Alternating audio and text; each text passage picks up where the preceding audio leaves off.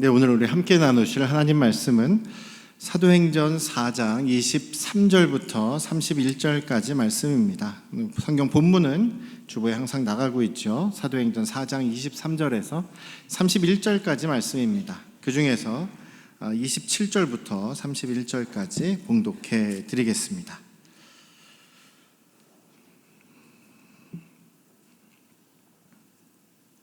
과연 헤롯과 본디오 빌라도는 이방인과 이스라엘 백성과 합세하여 하나님께서 기름 부으신 거룩한 종 예수를 거슬려 하나님의 권능과 뜻대로 이루려고 예정하신 그것을 행하려고 이 성에 모였나이다. 주여, 이제도 그들의 위협함을 굽어보시옵고 또 종들로 하여금 담대히 하나님의 말씀을 전하게 하여 주시오며 손을 내밀어 병을 낫게 하시옵고 표적과 기사가 거룩한 종 예수의 이름으로 이루어지게 하옵소서 하더라. 빌기를 다음에 모인 곳이 진동하더니 무리가 다 성령이 충만하여 담대히 하나님의 말씀을 전하니라. 아멘. 할렐루야. 네, 우리 아버지 하나님의 크신 그 은혜와 그 변함없으신 사랑이 여러분과 여러분 가정에 충만하시기를 주님의 이름으로 축원합니다. 오순절 사도행전을 저희가 지금 나누고 있습니다. 사도행전에서 가장 중요하고 가장 그 중심이 되는 사건이 바로 오순절날 성령이 임하신, 성령 충만하게 된, 성령으로 제자들이 침례받게 된 그런 그 사건이죠. 성경에서 어떻게 보면 우리 인류 역사상 가장 중요한 날일 수도 있겠습니다. 근데 그 오순절은 구약에서는 77절이라고 이야기를 합니다. 6월절 다음 날부터 이제 무교절기가 시작되는데 무교절부터 해서 77에 49일째 되는 날.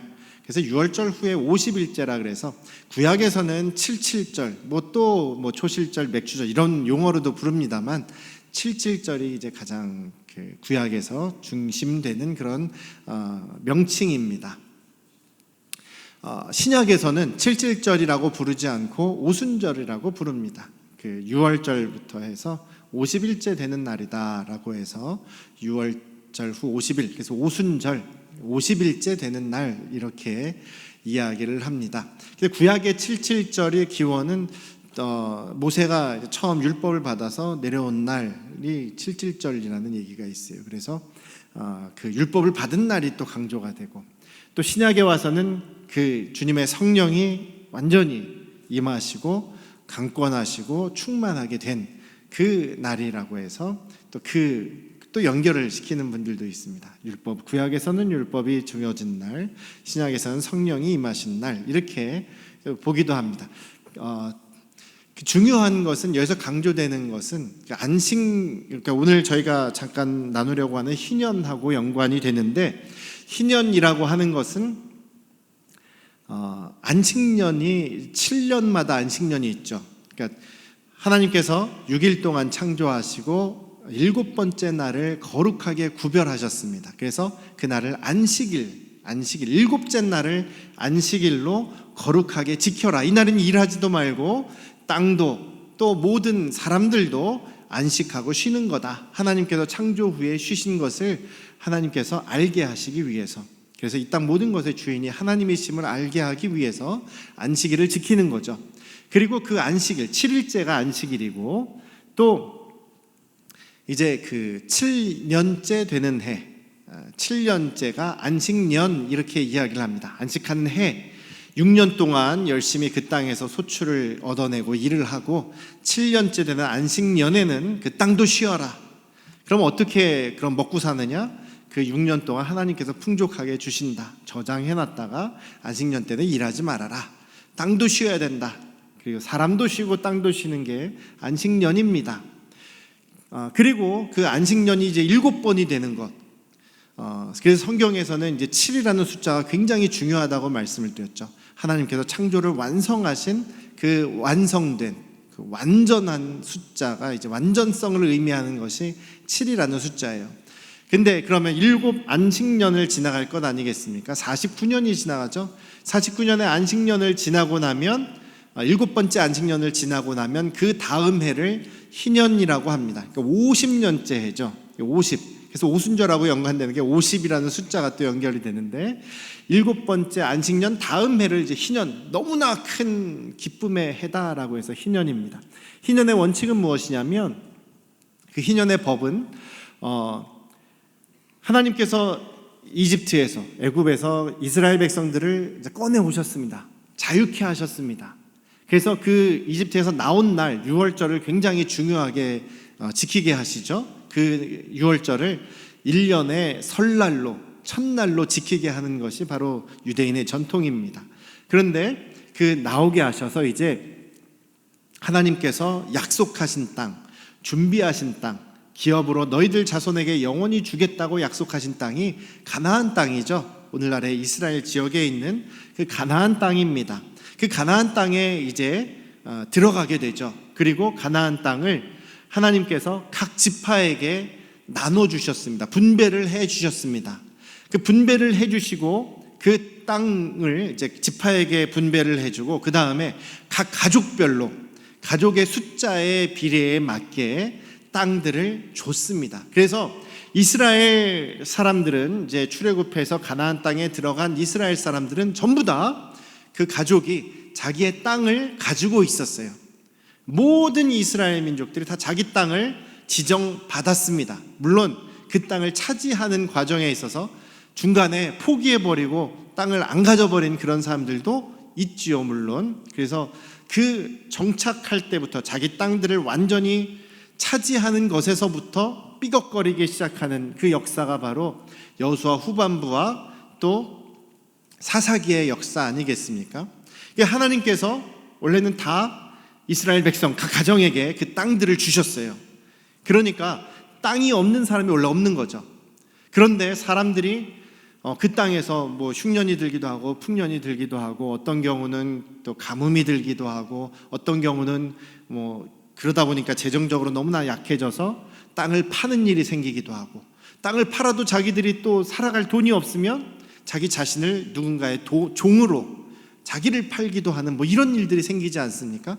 그래서 하나님께서 이 희년의 법 50년, 안식년을 7번째 지난 그 완벽한 안식을 마친 다음 그 다음 해 50년에는 모든 것이 제자리로 돌아가라 라고 말씀을 하십니다. 원래 분배되었던 땅, 지금 그것을 팔았던지 어땠든지 원래의 주인에게로 돌아가게 하시는 겁니다. 그리고 또 사람들도 누구의 종이 되었건 이스라엘 자손들, 하나님의 백성들은 50년 된 이 희년의 때에는, 그때에는 희년을 선포하면 다 자기들 고향으로, 자기 원래 집으로 다 돌아가게 했습니다. 무조건. 그 사람이 빚을 얼마나 졌든지 다 그냥 없어지는 거예요. 그 희년의 법은 그것입니다. 그래서 하나님의 그 희년의 원칙은 뭐냐면, 하나님의 백성, 이스라엘 하나님의 백성은 누구도 영원히 종이 되어서는 안 된다. 또 누구도 가난한 사람이 있어서는 안 된다. 누구도 자기에게 하나님께서 주신 유산을 대대로 물려주어야 한다. 이것이 바로 희년의 정신이고 희년의 법입니다. 자, 그런데 이 희년의 법이 한 번이라도 지켜졌을까요? 성경에 보니까요, 이 희년을 지켰다라는 얘기가 한 번도 안 나옵니다. 무슨 얘기예요? 이스라엘 백성들이, 물론 사람들 다 그렇죠. 자기 땅을 갖게 되면 그 땅에서 이제 정착해서 농사도 짓고 소출을 얻게 되면 그 다음부터 뭐가 생깁니까? 욕심이 생기죠. 더 가져야겠다, 더 가져야겠다. 혹은 자기가 더 많이 갖고 있으면 더 가지려고 그러고, 그래서 많은 사람을 종으로 부리게 되고, 이렇게 힘을 갖게 되고 권력을 갖게 되는 세상적인 그런 가치를 쫓아가는 모습이 되어버립니다.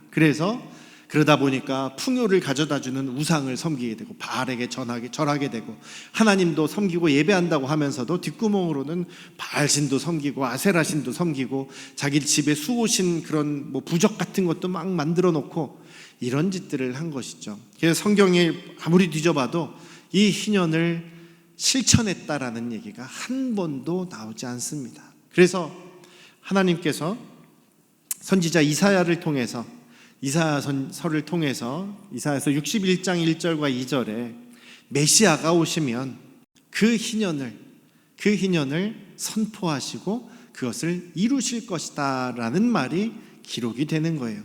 그래서 한 번도 이 땅에서 이루어지지 않았는데 하나님 백성을 이끌어 가시고 하나님의 그 뜻이 담겨 있는 이 희년의 법, 이것을 누가 그러면 그것을 실현하시느냐? 예수님이 하셨다는 겁니다. 누가복음 4장에 보면은요, 예수님께서 그 40일 동안 금식하시고 마귀에게 시험을 받으시죠. 그 시험을 이기신 다음에 예수님께서 성령의 충만함을 받으십니다. 주님의 성령이 예수님께 강하게 또 임하시게 됩니다. 그리고 나서 예수님께서 이제 사역을 하시면서 고향 땅인 나사렛에 가셔서 안식일 날 하나님 말씀을 이야기하십니다. 하나님 복음을 전하시는데 그것이 누가복음 4장 18절 19절에 기록이 되어 있어요. 그래서 누가가 지금 이것을 기록하는 것이 이 말씀이 사도행전까지 초대교회까지 쭉 이어진다라고 지금 이야기를 하는 거예요. 그래서 여러분들 저희도 말씀드렸듯이 누가복음과 사도행전은 이렇게 이어서 읽으시는 것이 좋습니다. 자, 뭐라고 기록되어 있냐면 이사야서 61장 1절과 2절에 있는 말씀과 같습니다. 주님의 성령이 내게 임하셨으니 이는 가난한 자에게 복음을 전하게 하시려고 내게 기름을 부으시고 나를 보내사 포로된 자에게 자유를, 눈먼 자에게 다시 보게 함을 전파하며 눌린 자를 자유롭게 하고 주의 은혜의 해를 전파하게 하려 하심이라. 주의 은혜의 해, 이것이 바로 희년입니다. 그래서 예수님께서 지금 말씀하신 것, 누구도 눌린 거나 누구도 종이나 노예가 되지 않는 그런 상태, 자유하게 되는 그 상태가 바로 희년의 법인데, 이것을 예수님께서 드디어 그것을 이루신 것. 그래서 그 실제의 삶 속에서 그 희년의 법은 누구도 땅을 하나님께서 유업으로 주신 것을 잃어버리지 않고 계속 이어가는 것. 누구도 어떤 사람도 누군가의 영원히 종이 되지 않는 것.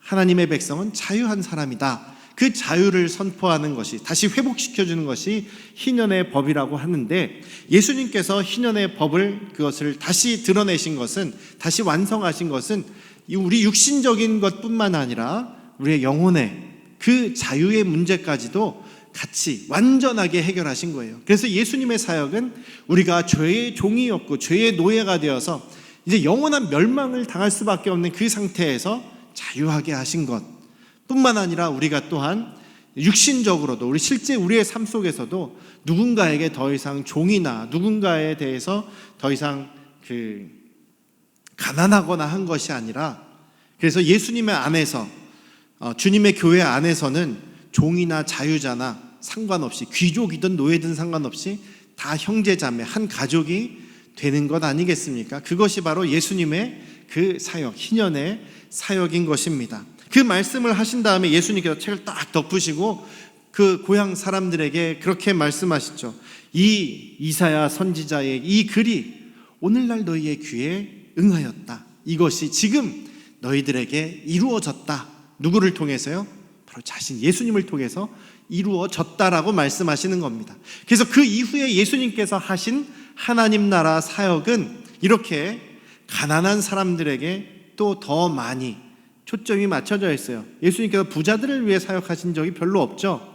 가난한 사람들을 먹이시고 그들의 병에 눌려서 병의 종이 되어 있는 사람을 그걸 치유하시고, 귀신에게 눌려서 귀신의 영향력을 받고 귀신 들려 있는 사람들을 귀신 쫓아내 주시고, 전부 다 무슨 사역이십니까? 자유케 하시는 그런 사역, 희년의 사역을 하신 겁니다. 무엇보다도 죄의 종 노릇하던 멸망의 자녀들인 우리를 구원하시는 사역, 그 죄를 몸소 짊어지시고 유월절 어린 양으로서 또한 화목제물로서 드려지고, 그리고 우리가 하나님과 화해하고 다시 하나님의 백성 되게 하신 것이 예수님의 사역이다라는 것이죠. 그래서 이 예수님의 사역은 바로 그 희년의 사역이다라고 이해하실 수가 있습니다. 그리고 그것을 제자들을 통해서도 이어지게 됩니다. 어떤 공통점이 있다고요? 오순절날 있었던 일이 바로 성령이 임하신 사건.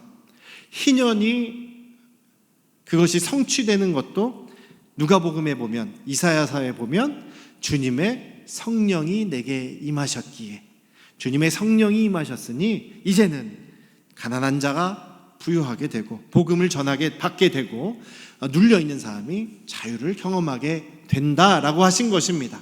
그래서 예수님의 그 희년의 사역이 제자들에게도 이어지게 된다. 무엇 때문에요? 성령을 받았기 때문에, 성령이 임하셨기 때문에 그것이 가능하게 되는 것입니다. 그래서 오순절 또 희년, 이것은 바로 성령으로 연결되었다라는 것을 잊지 않으시기를 주님의 이름으로 축원합니다. 그래서 성령이 너무나 중요한 거예요. 성령이 너무나 중요합니다. 그래서 성령이 임하시면 첫 번째로는 우리가 예수님의 증인, 부활의 증인이 될 수가 있고, 또 예수님께서 가르치셨던 이 희년의 법을 가르치셨던 것을 그들도 지키게 되는 것이죠. 그렇기 때문에 지금 사도행전에서 있었던 일들, 사도행전에서 교회가 그럼 어떤 공동체를 이루고 살았느냐, 교회가 어떤 모습이었느냐, 이 모습은 바로 희년을 드러내는 모습, 하나님 나라를 드러내는 모습, 예수님께서 가르쳐 주신 대로 실천하는 모습이 바로 초대교회, 예루살렘 교회에 있었던 모습이다라는 것입니다. 그래서 계속 지금 사도행전에서 그 교회의 모습을 강조하는 것이에요. 어떤 모습이라고요? 이게 다 내 것이 아니야. 하나님이 주인이시야. 서로 나눕시다. 가난한 사람, 우리 교회는 가난한 사람, 그 때문에 고통받는 사람이 없어야 합니다. 우리가 서로 있는 사람이 나눠줍시다. 이렇게 하면서 여기 보면 그 34절에 보시면 4장 34절, 사도행전 4장 34절에 보면 그 중에 가난한 사람이 없었다라고 얘기를 하죠. 전부 다 부자가 됐다는 얘기가 아닙니다. 예루살렘 교회 성도들이 다 부자가 됐다가 아니라 정말 가난해서 오늘 먹을 일용할 양식을 걱정하는 그런 사람이 없어졌다는 얘기입니다. 실제적으로 그런 일이 있었다는 거예요.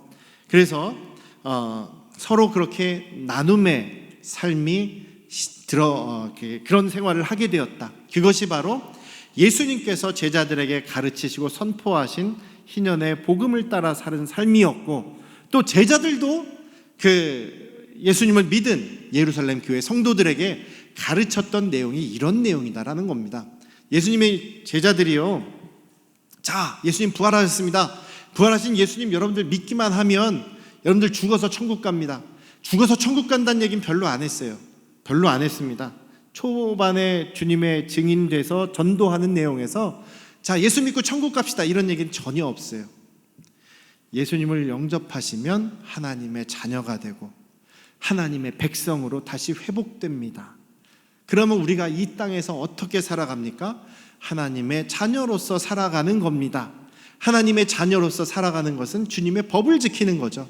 하나님을 사랑하고 이웃을 사랑하고 그 희년의 법이 모두가 자유케 되는 그 법이 이 땅에서 우리 교회 안에서 실천되는 것이 바로 하나님 나라를 살아가는 삶입니다라는 거예요. 그래서 오늘날 우리가 교회, 초대교회로 돌아간다라고 할 때는 그렇다고 해서 우리가 교회에 다 모여서 이제 집 다 팔고 교회에서 삽시다 이런 건 아닙니다. 이때도 그렇지는 않았어요. 자기 거 다 팔지는 않았어요. 자기에게 여유 있는 부분을 팔아서 그것을 서로 나눴다는 이야기죠. 할 수만 있다면 이런 그 정신, 나눔의 정신은 우리 안에서 실천되어질 수 있기를 주님의 이름으로 축원합니다. 우리 교회 성도님들 중에서는 진짜 끼니를 굶어가며 먹고 사는 것이 너무나 힘들어서 내일 뭘 먹을까를 걱정하시는 그런 분들은 없어야 된다는 것이죠. 혹시 그런 분들이 있으면 얘기해 주시기 바랍니다.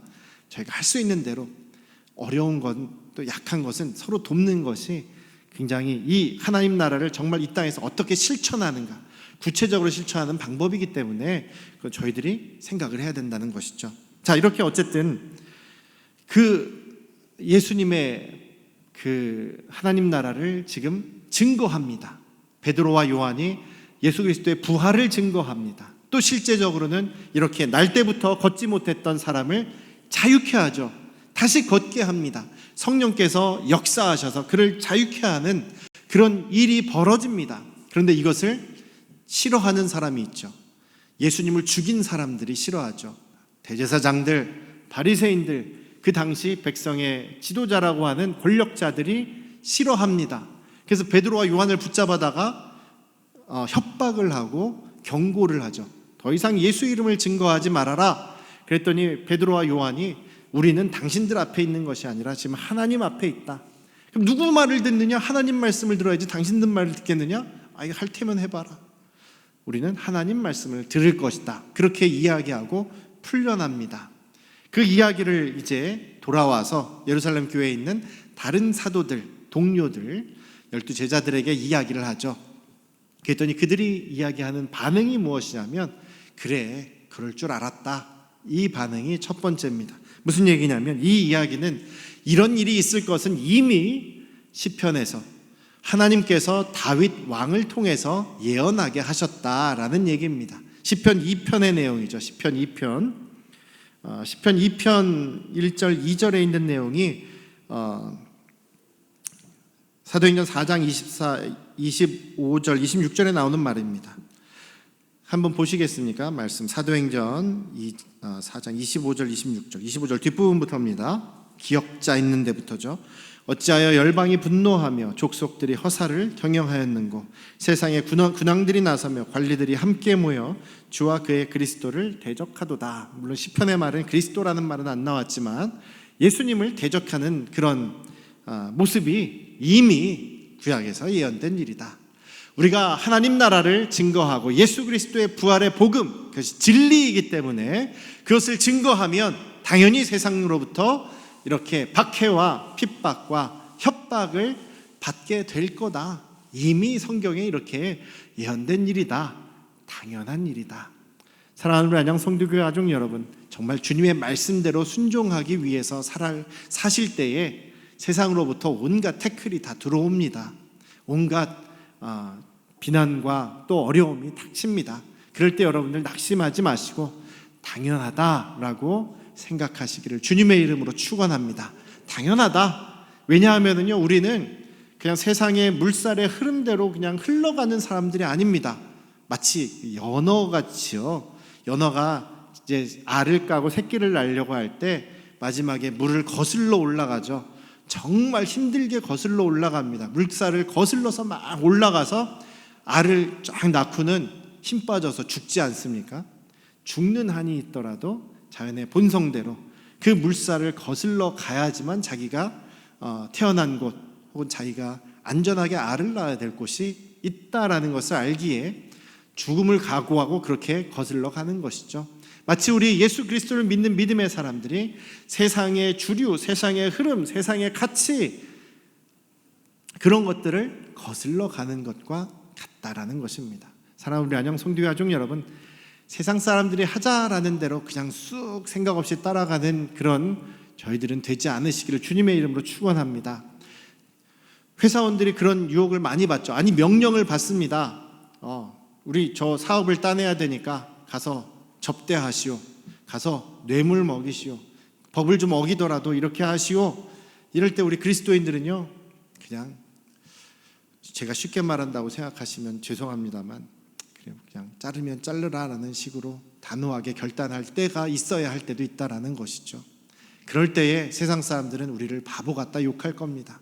에이 저런 바보, 그냥 눈 한번 감으면 되는데 그것을 못하네 라고 할 수 있을지 모르겠습니다. 그러나 우리는 세상의 법을 따라가는 사람이 아닌 하나님의 복음의 법, 하나님 나라의 법, 예수 그리스도께서 옳다라고 인정하시는 것을 따라가는 어찌 보면 좀 그런 고지식한 사람들 아닙니까? 근데 그것이 주님만 인정해 주시면 그것이 진리 아니겠습니까?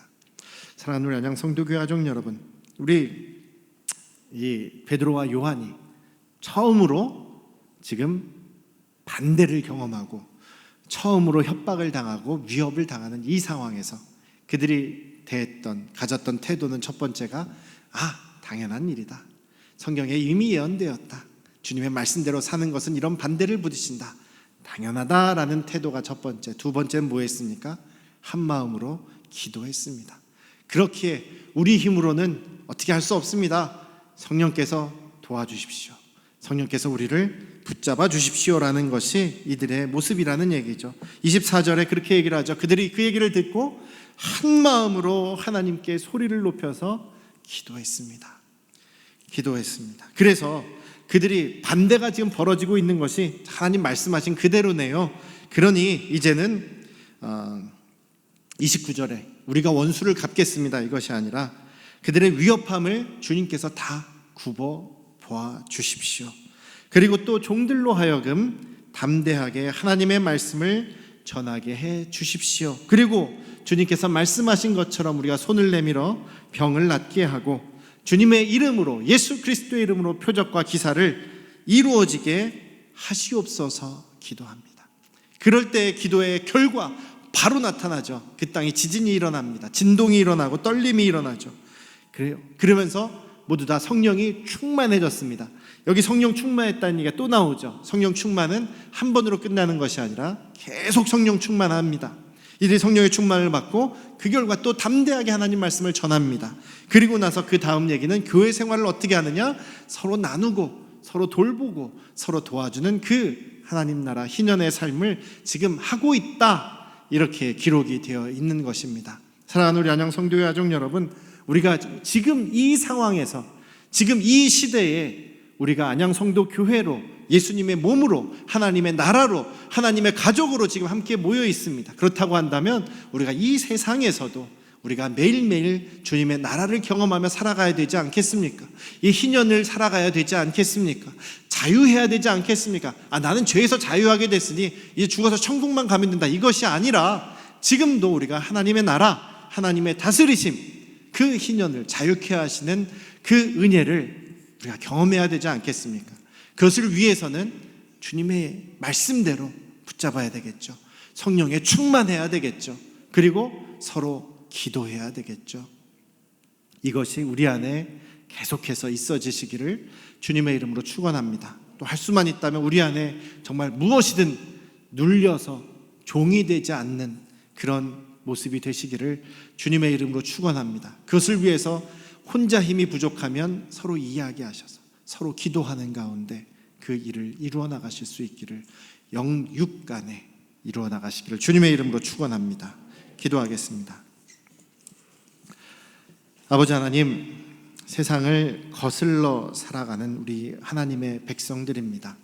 하나님의 나라, 그 원리는 모든 하나님의 백성들이 자유를 누리고 또한 육체적으로도 가난하지 않고 종되지 않고 함께 자유를, 주님의 다스리심을 누리며 서로 사랑으로 돌보고 섬기고 나누는 그런 귀한 일을 감당하며 하나님 나라 예수 그리스도의 부활의 복음을 증거하기를 원하십니다. 우리 안양 성도교회가 우리의 지금 현재의 자리에서 할 수 있는 상황 속에서 그런 일들을 감당하게 하시고 우리 안에 정말 자유케 하시는 그 희년의 역사를 우리가 매일매일 경험하며 살아가는 우리 안양 성도교회 가족들이 되도록 인도하여 주시옵소서.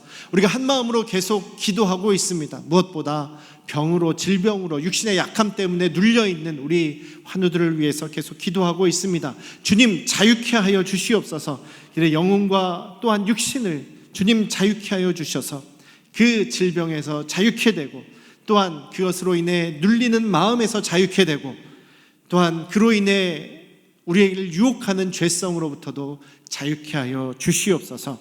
예수 그리스도만이 나의 삶의 주인이심을 고백하며 주님 붙잡고 언제나 주님이 함께 계심을 경험하는 우리 안양 성도교회 가족들이 되게 하여 주시옵소서.